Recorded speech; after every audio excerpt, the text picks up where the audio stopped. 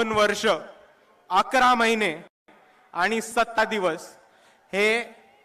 Drafting कमिटीला भारताचं संविधान लिहायला लागले आणि 2 वर्ष 11 महिने आणि 17 दिवसांनंतर जेव्हा बाबासाहेब आंबेडकरांनी कॉन्स्टिट्यूएंट असेंब्ली समोर संविधानाचं त्यांचं ड्राफ्ट समोर ठेवलं तेव्हा त्यांनी एक महत्त्वाचं भाषण दिलं होतं आणि ती तारीख होती 25 नोव्हेंबर 1949 आणि म्हणून 25 नोव्हेंबर रोजी ज्या विचारांनी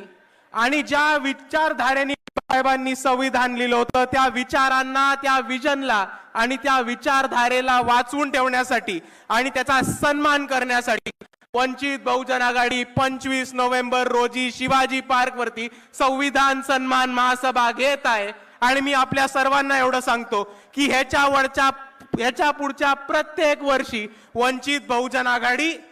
25 नोव्हेंबर रोजी शिवाजी पार्कला इतक्याच मोठ्या गर्दीने, इतक्याच मोठ्या ताकदीने, इतक्याच मोठ्या संख्येने दरवर्षी संविधान महासभा घेत राहील आणि आपल्या सर्वांना यायला भाग आहे।